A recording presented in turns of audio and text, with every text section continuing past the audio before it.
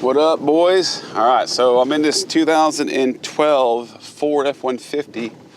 It's a 3.7 liter V6, and we got a P2196 and a P2198, basically saying both upstream O2 sensors are stuck rich, which they are. We have our short-term fuel trim at negative 30-something%. And then we've got all these fault codes coming up. I'm driving it also. So we took a look at the fuel, and the fuel looked good and had about 10% ethanol. Fuel pressure was about 55, was all that looks fine. Mass airflow sensor, we took a look at that. That looked good. So I also looked at the data, live data for fuel ethanol percentage, and it's saying it has 64% ethanol in the vehicle, which is obviously way too much, and it says fuel ethanol learned, no. So on these Fords, you're gonna have to fill it up and then drive it. So first of all, I'm gonna do a keep alive memory race. We're gonna do the keep alive memory, it's a cam. So keep alive memory reset is what we're gonna do. And then we're gonna get gasoline, and then we're gonna drive it and see if it starts learning new fuel trims on recalculating the inferred ethanol content percentage. Because this doesn't have a sensor, it's an inferred value based on what the computer determines off of fuel trims or O2 sensor output. So somehow it got out of the whack. We're gonna try to reset that, and that's what we're gonna do. So we're fixing to get some fuel. So we are about a half a tank right now. So usually it takes about 5 gallons.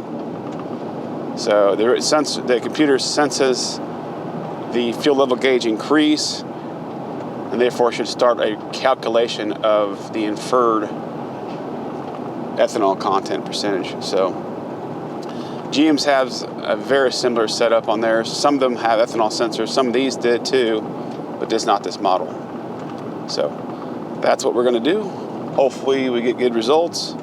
If not, we'll have to figure out what else to go from there. So we're just right down the road from the fueling station. Good old Quick Trip. We do like their fuel. We recommend it. It's clean fuel. They do a really good job of keeping their tanks clean and using quality fuel with top tier gas. So if you're in the area, you see a Quick Trip, don't hesitate to get gas from them, because they have good products for sure. I cannot say that for everybody, because I do know in our area there's a couple tanks that we've had multiple issues with customers refueling and having issues with water or just dirty or ethanol issues. It does happen for sure. All right, let's get some gas. See, I'm gonna reset the cams first. I'm gonna clear all these codes. All right, let's do that real fast. All right, codes cleared. Functional test, special functions, keep alive memory, clear everything out. Completed. All right, I'm gonna get some fuel real fast. I'll be right back. All right, so just got done putting a little bit over 5 gallons in this. Get my seatbelt to work here. All right.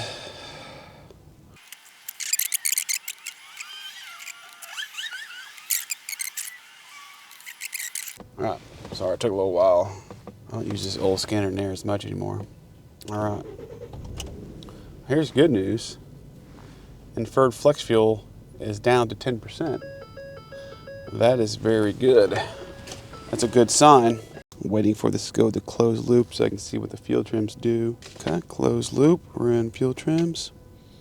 And they're still pretty high, negative wise. All right. Well, it's fixing itself. There it goes. It's adjusting. All right, let's go see if we can get a learned value out of here real fast. All right, let's go put this on the highway. Okay, that looks better. Fuel trims are looking a lot better now, instead of being pegged out at 31 negative. Still not the ideal fuel trims, though, I can tell you. They're negative 18, negative 17 in that range. Not as high as I would like them, or not as low. All right, let's go for a spin here. See if we get this thing to realign. All right, here we go. We're off to the races. We're at 240,000 miles. That's the miles on this thing. Looking really good now. We're at -1, -6. It's kind of alternating back and forth. We're gonna go for a quick drive here, guys. I don't want to bore you. All we're gonna do is just drive. And I'll report back.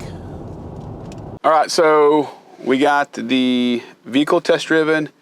It actually relearned the flex fuel pretty quickly, actually. About a mile down the road, it learned it. And then I let it stabilize and idle to see if the long terms will adjust and the fuel terms. And right now, long terms are -0.06 and short terms are about ±2. It fluctuates. So I'm real happy with the results. And so on the ethanol, the relearn on ethanol, it seems like, because after I let it sit and cool down, I wanted to make sure that the vehicle started up and it ran fine. The learn process went to no again, so it must recheck constantly, and that's how it's changing that number on here. So that's one thing I noticed. But it did learn it after I refueled, and this thing's fixed. The vehicle starts up and runs.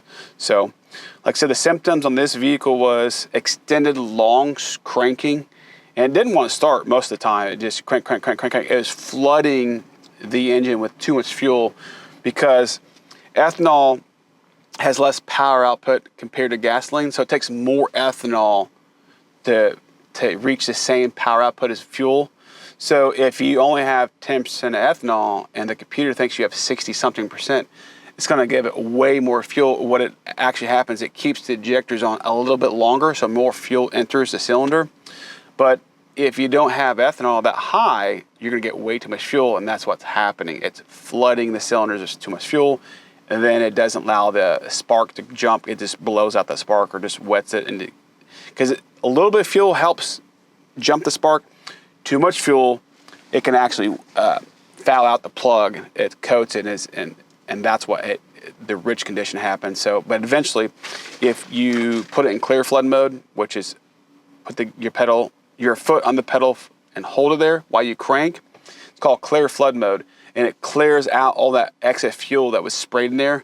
So when you go try to start it, you give a little bit of fuel or throttle, a little bit of throttle as you start it. It runs and starts, and you can clear out the cylinders and all that stuff. So that's kind of a tip there is if you think you got too much fuel, hold the gas pedal to the floor, crank on about 10 seconds, and then try to see if this vehicle starts right after that. Give it a little bit of throttle, just a little bit, to get more air in there to compensate for all that extra fuel that's entering in the cylinder. It's worse when it's cold because it takes more fuel for a vehicle that's cold. It gets a lot more fuel. So, but that's the recap of what we did. But this vehicle is definitely fixed.